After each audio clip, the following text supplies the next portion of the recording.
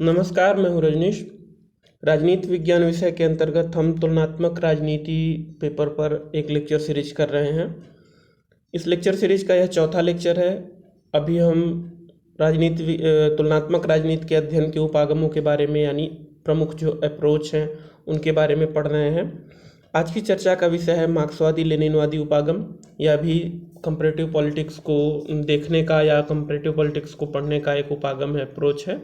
तो आइए शुरू करते हैं आज का लेक्चर। यहाँ पर ये मेरे बारे में दिया हुआ है और नीचे टेलीग्राम चैनल का लिंक दिया हुआ है। इस टेलीग्राम चैनल पर जा कर के आप इस वीडियो का पीडीएफ प्राप्त कर सकते हैं। इसके अलावा हमारी लेक्चर सीरीज जो भी हुई हैं उनका पीडीएफ और उनके यूट्यूब लिंक भी वहाँ पर डले हुए हैं, जिसमें कि आप पॉलिटिकल थियोरी की सीरीज पे अथवा इंडियन गवर्नमेंट एंड पॉलिटिक्स की सीरीज पे आप लेक्चर और उनका पीडीएफ प्राप्त कर सकते हैं। तो आइए आज का लेक्चर शुरू करते हैं। आज की चर्चा का विषय है मार्क्सवादी लेनिनवादी उपागम, यानी एक ऐसा अप्रोच, एक ऐसा दृष्टिकोण जो कि मार्क्स और लेनिन के विचारों से प्रभावित है।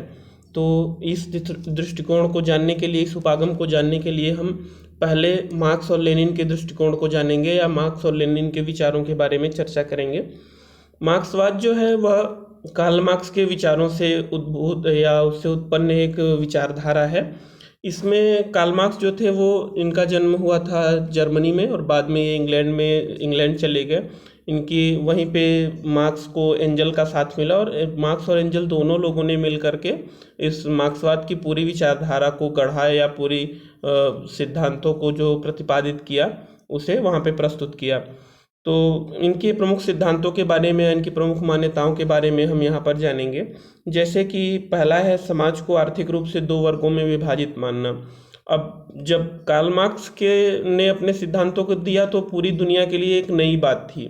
उस समय भी समाजवाद की कुछ चर्चा हो रही थी। समाजवाद का मतलब होता है कि उत्पादन के जो भी साधन होते हैं, चाहे वो जमीन हो जैसे कृषि के लिए उत्पादन, अथवा वो औद्योगिक कल कारखाने हो, तो इन सब के का स्वामित्व जो है वह सरकार के हाथ में हो, यानी समाज के हाथ में हो, किसी निजी व्यक्ति के हाथ में न हो। इस अवधारणा को समाजवाद कहते हैं। तो मार्क्स के आने के पहले भी समाजवाद था, लेकिन वह समाजवाद, मार्क्स ने कहा कि वह स्वप्नलोकी समाजवाद था। मैंने जो समाजवाद दिया है वह एक वैज्ञानिक समाजवाद है। इसके लिए उन्होंने वैज्ञानिक पद्धति को अपनाया और उन्होंने बताया कि किस तरह से समाज में परिवर्तन होता है। उन्होंने बताया समाज में दो तरह के वर्ग होते हैं। एक पूंजीपति वर्ग होता है जिसके पास संपत्ति या साधन होते हैं, और दूसरा सर्वहारा या मजदूर वर्ग होता है जिसके पास साधन नहीं होते। और ऐसा नहीं है कि ये केवल आज के समाज में है, ऐसे ये सभी समाजों में होता था। आदिम समाज में भी ये होता था, दास होते थे और उनका मालिक होता था।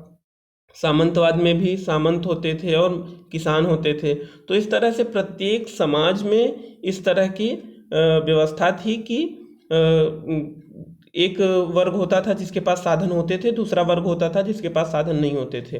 तो इन्होंने उसे इस तरह से दो वर्गों के बारे में समाज को बताया कि समाज दो वर्गों में विभाजित है। अब जब दो वर्गों में विभाजित है तो दोनों वर्गों के बीच आपस में संघर्ष भी होते हैं, और यही संघर्ष इतिहास को बदलता है। जैसे हम दास युग से सामंतवादी युग में तब आए जब इस वर्ग में से इन वर्गों का आपस में संघर्ष हुआ। उसके बाद से सामंती युग से पूंजीवादी युग में आए, और पूंजीवादी युग से मार्क्स कहता है कि अब इसके बाद से साम्यवादी युग या समाजवादी युग आएगा, उसके बाद साम्यवादी युग आएगा। तो उनका कहने का मतलब है कि ये जो वर्ग संघर्ष है यह प्रत्येक समाज में व्याप्त रहता है। एक वर्ग दूसरे वर्ग से संघर्ष करता रहता है और यह प्रत्येक समाज में व्याप्त रहता है। उन्होंने इतिहास के लिए, अब सबसे बड़ी बात, अभी तक हमने जो भी चर्चा की थी कार्ल मार्क्स के पहले की, उसमें समाज और व्यक्ति ज़्यादा महत्वपूर्ण थे। उसी के आधार पर राज्य और राजनीति की चर्चा हमने की।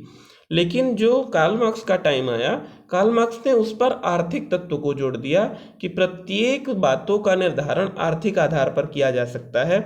वही व्यक्ति राजनीतिक और सामाजिक रूप से संपन्न होगा जो कि आर्थिक रूप से संपन्न हो। अर्थात आर्थिक आधार पर ही सारी चीज़ें, आर्थिक पक्ष जो है समाज का, वह समाज के लिए एक आधार का काम करता है, और उसी आधार पर ही बहुत सारी संरचनाएं, सामाजिक राजनीतिक संरचनाएं खड़ी होती हैं।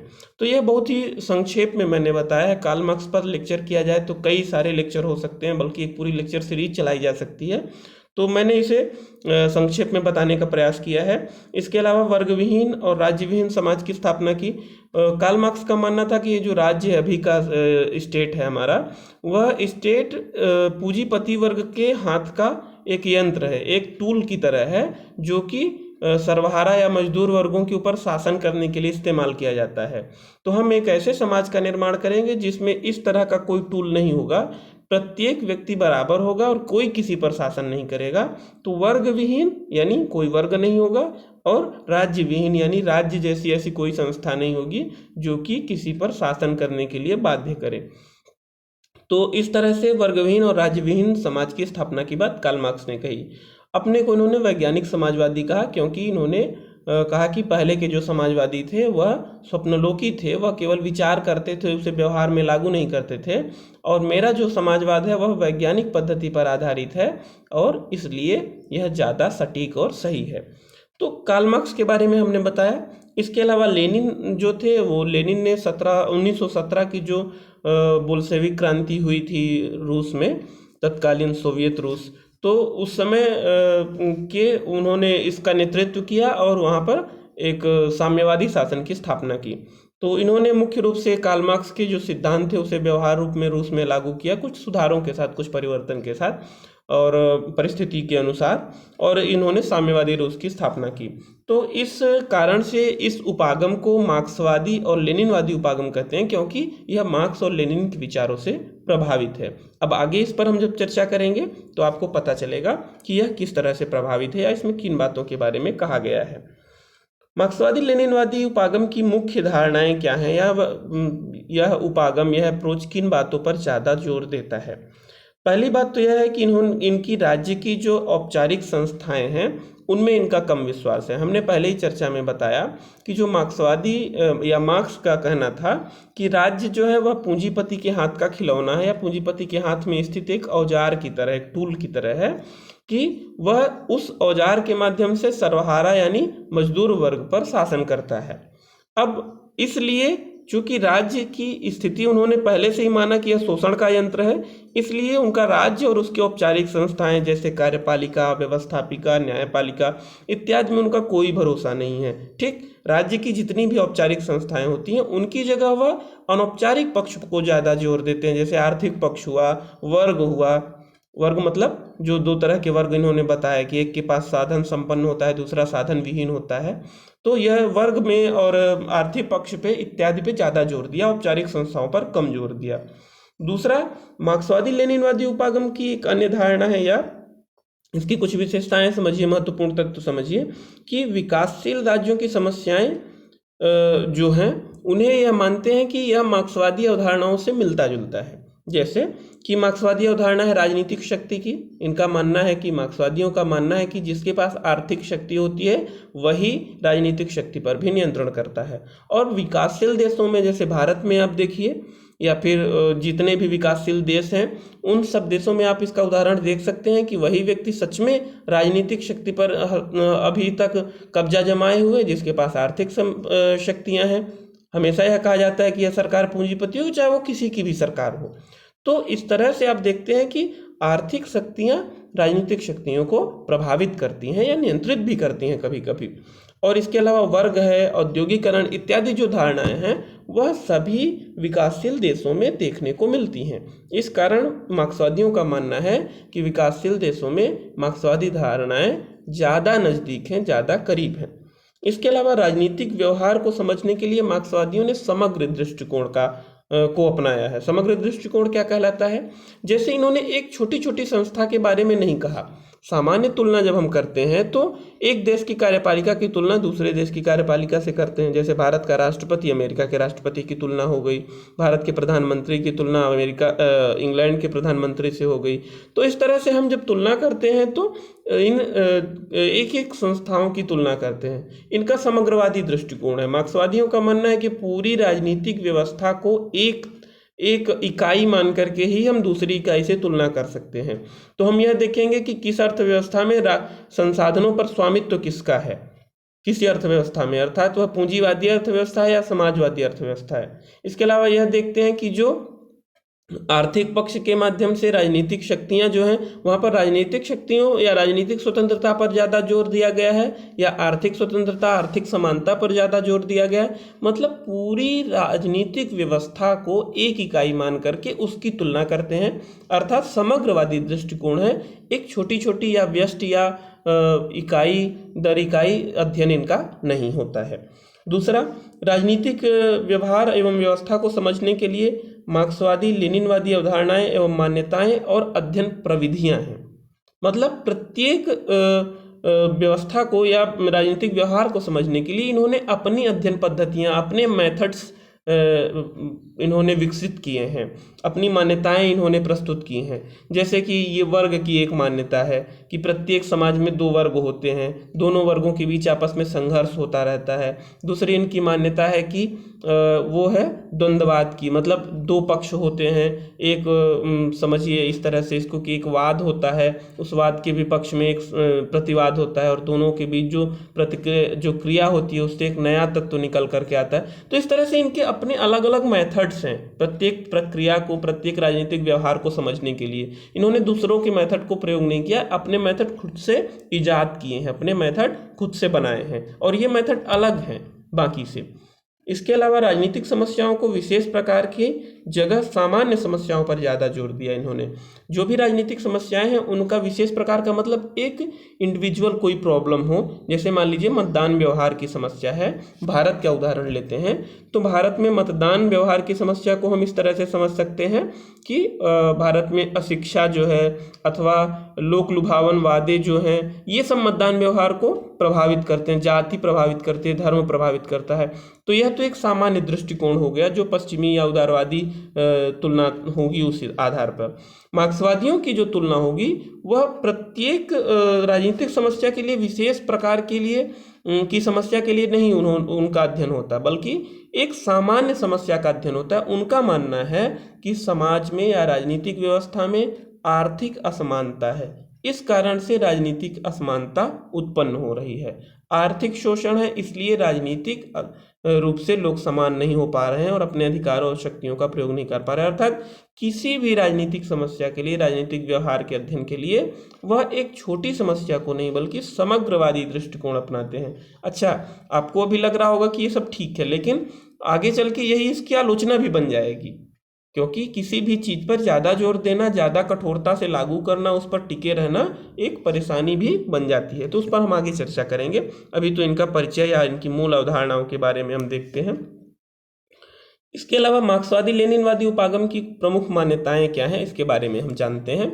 इनकी प्रमुख मान्यताओं में पहला तो है कि व्यक्ति के सामाजिक जीवन में आर्थिक पक्ष को ज़्यादा महत्व देते हैं। इनका मानना है कि व्यक्ति का जो सामाजिक जीवन है, राजनीतिक जीवन है, सांस्कृतिक जीवन, प्रत्येक तरह के जीवन का प्रत्येक पहलू आर्थिक पक्ष से प्रभावित होता है। अर्थात जो आर्थिक रूप से संपन्न है वही सामाजिक रूप से भी संपन्न होगा। जो आर्थिक शोषण का शिकार है वह सामाजिक स्थिति ठीक नहीं कर सकता।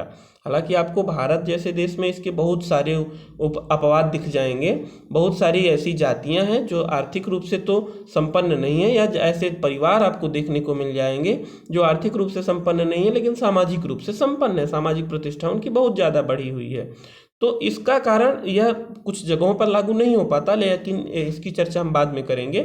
पर मार्क्स और लेनिन की जो मान्यता है वह यही है कि जीवन में आर्थिक पक्ष ज़्यादा महत्वपूर्ण होता है और यही अन्य पक्षों को निर्धारित करता है।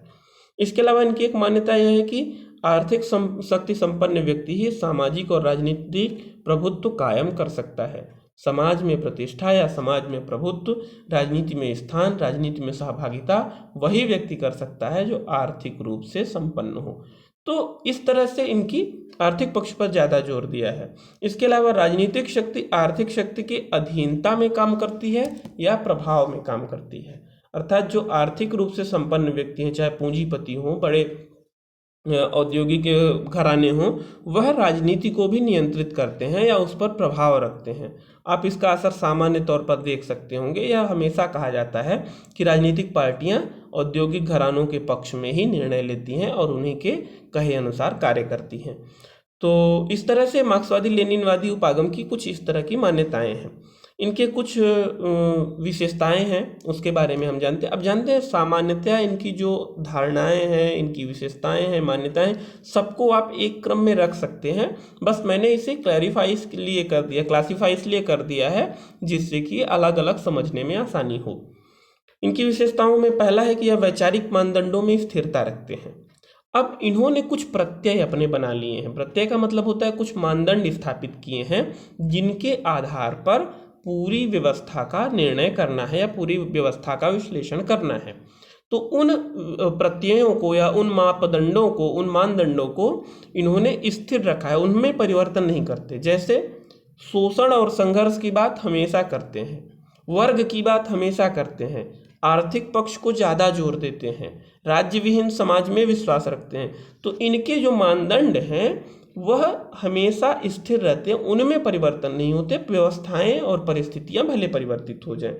दूसरा, समष्टिवादी अध्ययन पद्धति अपनाते हैं, मतलब एक विशेष क्षेत्र या एक विशेष घटना को नहीं ध्यान देते, पूरी व्यवस्था को एक साथ लेकर के उसकी व्याख्या करते हैं। तीसरा, इतिहास की गतिशील व्याख्या करते हैं।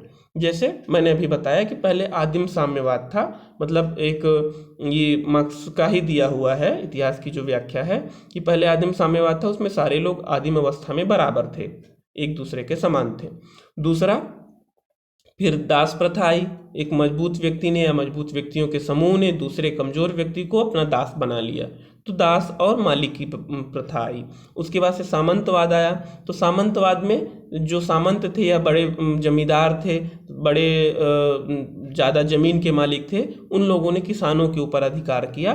तो इस तरह से फिर उसके बाद पूंजीवाद आया, तो पूंजीपतियों ने उद्योगों के ऊपर अधिकार किया और मजदूरों को नियंत्रित किया या मजदूरों का शोषण किया, इस तरह से समझिए। तो पूरे इतिहास को इन्होंने वर्ग संघर्ष के आधार पर या वर्ग विभाजन के आधार पर, आर्थिक दृष्टिकोण के आधार पर उसकी गतिशील व्याख्या की कि इस तरह से होता है। आगे भी इन्होंने बताया कि पूंजीवाद के बाद समाजवाद आएगा और उसके बाद समाजवाद मतलब कि सर्वाधिक जो सर्वहारा वर्ग है उसका अधिनायकत्व लागू होगा, उसका शासन लागू होगा और उसके बाद से साम्यवाद आ जाएगा। ये राज्य भी समाप्त हो जाएगा और राज्य के शोषणकारी संस्थाएं भी समाप्त हो जाएंगी। तो इस तरह से इतिहास गतिशील जो है इनके नियम के अनुसार उसकी इन्होंने व्याख्या की है। इसके अलावा इन सब बातों के साथ साथ जो मार्क्स और लेनिन के विचार हैं वह वर्तमान में भी प्रासंगिक है, क्योंकि आप देख सकते हैं कि शोषण की बातें जो हैं या वर्ग संघर्ष की बातें हैं, पूंजीपति व्यक्ति या आर्थिक संपन्न व्यक्ति का राजनीतिक हस्तक्षेप या राजनीतिक प्रभुत्व, ये सारी बातें अभी भी समाज में देखने को मिलती हैं, तो इसलिए यह प्रासंगिक भी है। अब मार्क्सवादी लेनिनवादी उपागम की उपयोगिता क्या है, इसके बारे में हम जान लेते हैं। मार्क्सवादी लेनिनवादी जो उपागम है या मार्क्सिस्ट लेनिनिस्ट जो अप्रोच है, इसका जो मुख्य है वह सिद्धांत और संकल्पनाओं का व्यवहारिक प्रयोग। आप देख सकते हैं कि जो भी इनके जो सिद्धांत हैं, चाहे वर्ग संघर्ष का रहा हो, ऐतिहासिक व्याख्या का रहा हो अथवा आर्थिक पक्ष का रहा हो, इन सभी बहुत सारे और भी सिद्धांत हैं। मैंने तो केवल इन संक्षेप में ही इन सब चीज़ों की चर्चा की है। तो इन सिद्धांतों का व्यवहारिक प्रयोग करना संभव है किसी भी विकासशील देश में, यह देखा जा सकता है। और इसके रूप भले बदल जाएं लेकिन यह बना रहेगा अपने यह जो शोषण है, यह जो आर्थिक रूप से संपन्न व्यक्ति का सामाजिक और राजनीतिक रूप में प्रभुत्व है, यह हमेशा बना रहता है। तो आप देख सकते हैं इसे विकासशील देशों में तो ज़्यादातर देखा जाता है कि जो पूंजीपति वर्ग होता है वह अपने मन की चलाता है, वह राजनीतिक में कार्यों में भी हस्तक्षेप कर सकता है, वह जनता के पूरे मानसिक स्तर को परिवर्तित कर सकता है, मानसिक रूप से उसका जो राजनीतिक सोच है उसे प्रभावित करता है। जैसे आप देख सकते हैं कि जो भी एडवर्टाइजिंग होता है या विज्ञापन होता है उसके माध्यम से वो उनकी मन स्थिति को नियंत्रित कर लेते हैं। आपको जो चीज़ें आवश्यकता नहीं होगी उन पर भी उनका नियंत्रण हो जाता है। वह आपके दिमाग में विज्ञापन दे करके या छूट दे करके, सेल लगा करके या इस तरह की चीज़ें करके वो आपके दिमाग के अंदर आवश्यकताएं उत्पन्न कर देंगी। तो कहने का मतलब ये है कि जो इनकी संकल्पनाएं हैं वह व्यवहारिक रूप में भी देखी जा सकती हैं। इसके अलावा राजनीतिक व्यवस्थाओं में गतिशील शक्तियों को समझने में मार्क्सवादी लेनिनवादी उपागम बहुत आवश्यक है। राजनीतिक व्यवस्था में जो गतिशील शक्तियां होती हैं, जो राजनीति में अपना प्रभुत्व बनाए रखती हैं, चाहे वो वर्ग के आधार पर हो, आर्थिक रूप से संपन्न व्यक्ति है वह समाज के सभी क्षेत्रों में अपना प्रभुत्व बनाए रखना चाहेगा और यह वर्ग हमेशा बदलता रहता है। आज जिसके पास संपत्ति है कल दूसरे के पास हो सकती है, लेकिन मुख्य बात यह है कोई व्यक्ति नहीं बल्कि एक पूरा यह साधन संपन्न व्यक्ति ही वर्ग ही इस सारी चीज़ों को नियंत्रित करता है। तो जो गतिशील शक्तियां हैं उनके अध्ययन के बारे में भी यह उपयोगी है। इसके अलावा व्यवस्था के सभी पहलुओं के अध्ययन को इन्होंने शामिल किया है, इसलिए यह ज़्यादा उपयोगी हो जाता है। जैसे सामाजिक जो अध्ययन है या आर्थिक है या राजनीतिक, अभी तक हमने जो चर्चा की थी वह व्यवस्था सिद्धांतों, संरचनात्मक प्रकार्यात्मक सिद्धांतों, उसमें समाज के पक्ष का बहुत कम जोर दिया है, ज़्यादातर राजनीतिक पक्ष का ही हमने अध्ययन किया है। आगे भी और भी आएंगे, जैसे सांस्कृतिक और आधुनिकता और विकास का जो सिद्धांत है, इस तरह के 2-3 अभी उपागम या अप्रोचेज और आएंगे। तो उनमें भी आर्थिक पक्ष को महत्वपूर्ण नहीं माना गया है, लेकिन मार्क्स ने सामाजिक, आर्थिक और राजनीतिक तीनों पक्षों को महत्वपूर्ण माना है। हालांकि सामाजिक और सांस्कृतिक पक्षों पर इसका कम जोर है, तो वह आगे अन्य आने वाले उपागमों में पूरा हो जाता है। मानदंडों की स्थिरता के कारण तुलनात्मक विश्लेषण एवं शोध के लिए अधिक व्यवस्थित यह अध्ययन हो जाता है, क्योंकि इसके मानदंड, इसके जो प्रत्यय हैं, इसके जो मानक हैं वह नहीं बदलते। इसलिए इन मानकों के आधार पर किसी भी राजनीतिक व्यवस्था का अध्ययन या तुलना आसानी से की जा सकती है। राजनीतिक व्यवस्थाओं की ऐतिहासिक व्याख्या जिन्होंने की है वह उपयोगी है। जैसे हमने बताया कि ऐतिहासिक रूप से पहले यह व्यवस्था थी और उसके बाद से परिवर्तित होते होते अभी यह हो गई है, और बाद में भी फिर साम्यवाद आएगा और राज्य विहीन स्थिति की इन्होंने कल्पना की। हालांकि अभी वो रूस में और चीन दोनों देशों में संभव नहीं हो पाया, अभी तो वहाँ अधिनायकत्व ही चल रहा है सर्वहारा वर्ग का, और जब तक ये लालच और क्या कहें उसको, निजी संपत्ति और निजी लाभ बना रहेगा तब तक तो मुझे नहीं लगता कि साम्यवाद आने वाला है। पर फिर भी जो भी इन्होंने प्रयास किया तो उसे तुलनात्मक, इसकी मतलब जो ऐतिहासिक व्याख्या की यह उपयोगी है। और अंतिम इसकी जो उपयोगिता है, और भी बहुत सारी हैं लेकिन हमने जो जिन्हें सेलेक्ट किया है, अंतिम जो उपयोगिता है वह यह है कि अंतः अनुशासनात्मक इंटरडिसिप्लिनरी जो स्टडी है, जो अध्ययन है, उसके बारे में भी यह बहुत उपयोगी है, क्योंकि इसने सामाजिक राजनीति विज्ञान में केवल राजनीतिक नहीं बल्कि सामाजिक तत्वों को भी शामिल किया है, आर्थिक तत्वों को भी शामिल किया है। आप मार्क्स का जो अकेलापन या अलगाव का सिद्धांत पढ़ेंगे तो उसमें आपको मनोवैज्ञानिक तत्वों को भी देखने को मिलेगा। तो इस तरह से आपको यह समझ में आ रहा होगा कि यह अंतः अनुशासनात्मक इंटरडिसिप्लिनरी स्टडी या अप्रोच है। तो इस तरह से हमने मार्क्सवादी लेनिनवादी उपागम के बारे में जाना। अब मार्क्सवादी लेनिनवादी उपागम की मूल्यांकन की अवस्था आ गई है, उसका मूल्यांकन करने की आवश्यकता है कि यह किस तरह से इसकी आलोचनाएं की जा सकती हैं या क्या कमियां इसमें रह गई हैं। तो इसकी सबसे बड़ी कमी यह है कि सभी परिस्थितियों के लिए एक ही तरह की अध्ययन पद्धति को अपनाता है। हमने बताया था कि ये समग्र रूप में इसको देखते हैं और इस कारण से वह प्रत्येक परिस्थिति के लिए, प्रत्येक राजनीतिक व्यवस्था के लिए वही पद्धतियां अपनाते हैं। जैसे वर्ग को, कुछ समाजों में वर्ग, जैसे भारत के संदर्भ में देखें तो यहाँ वर्ग से ज़्यादा महत्वपूर्ण जाति है, कुछ समाजों में वर्ग से ज़्यादा महत्वपूर्ण धर्म है। ऐसी स्थितियों में वर्ग की अवधारणा वहाँ पर फेल हो जाती है। तो इनकी सबसे बड़ी समस्या, सबसे बड़ी कमी यही है। दूसरा, मार्क्सवादी सिद्धांतों की शुद्धता या पुष्टि के लिए कोई भी प्रयास नहीं किया जाता। अर्थात प्रत्येक सिद्धांत, जैसे डेविड ईस्टन का सिद्धांत आया, उसके बाद उसमें कुछ कमियां रह गई जिसे आमंड और पावेल ने अपने संरचनात्मक प्रकार्यात्मक सिद्धांत में पूरा किया। पॉलिटिकल सिस्टम अप्रोच की कमियां स्ट्रक्चरल फंक्शनल अप्रोच में पूरी की गई। कुछ और कमियां रह गई जिन्हें कि बाद में राजनीतिक आधुनिकीकरण, राजनीतिक विकास और राजनीतिक संस्कृति इत्यादि अप्रोचेज में भी पूरा करने का प्रयास किया गया। मार्क्सवाद की एक ही धारणा आपको ज़्यादातर देखने को मिलती है। कुछ नव मार्क्सवादियों ने इसमें सुधार करने का प्रयास किया, लेकिन उस पर भी ज़्यादातर लोग एकमत नहीं हैं और इस कारण से मार्क्सवाद की जो सिद्धांत है उनकी पुष्टि करने का प्रयास नहीं किया गया।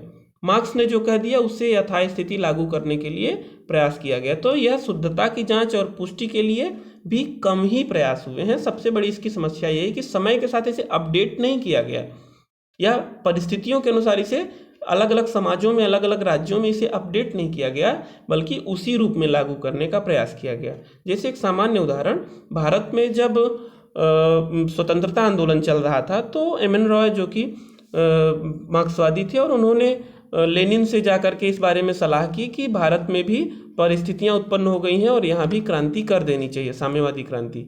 लेनिन ने कहा कि नहीं, भारत में कांग्रेस जो कर रही है वह महत्वपूर्ण है। बाकी लोगों का मानना था, भारतीय साम्यवादियों का मानना था कि कांग्रेस जो है वह बुर्जुआ एक दल है, पूंजीपतियों का प्रतिनिधित्व करता है और इसलिए हम उसकी मदद नहीं लेंगे। लेनिन ने कहा कि नहीं, आपको भारत में उनकी मदद लेनी चाहिए। तो जो इस तरह का जुड़ाव है अपनी अवधारणा के बीच और अवधारणा को छोड़ना नहीं चाहते हैं, उन मानदंडों को बदलना नहीं चाहते हैं, भले परिस्थितियां बदल जाए, तो इस कारण से भी यह एक बड़ी कमी है मार्क्सवादी लेनिनवादी उपागम की।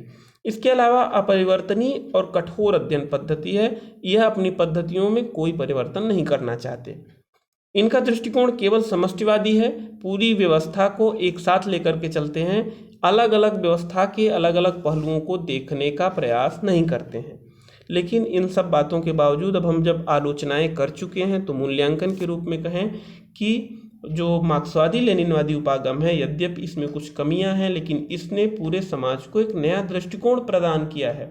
अर्थात राजनीतिक व्यवस्था में सोचने का एक नया ढंग इन्होंने उपस्थित किया है कि आर्थिक पक्ष भी महत्वपूर्ण हो सकते हैं और जो सर्वहारा वर्ग है, मजदूर वर्ग है या किसानों का वर्ग है, उसके कल्याण के लिए भी काम किया जाना चाहिए। और यह कार्ल मार्क्स या मार्क्सवादियों की ही देन है कि अभी जो हमारा स्टेट है वह एक पुलिस राज्य नहीं बल्कि कल्याणकारी राज्य है। अर्थात पुलिस राज्य का मतलब कि केवल हम सुरक्षा देंगे, न्याय व्यवस्था देंगे और कानून का पालन करवाएंगे और कोई काम नहीं करेंगे। और कल्याणकारी राज्य का मतलब यह है कि राज्य सारे क्षेत्रों में जो भी जनता के कल्याण के लिए आवश्यक हैं, चाहे वो स्कूल हो, अस्पताल हो या फिर विकलांगों को पेंशन देना हो, गरीबों को छात्रवृत्ति देना हो, इस तरह की सारी व्यवस्थाएं जो जनता के कल्याण के लिए वह देना हो।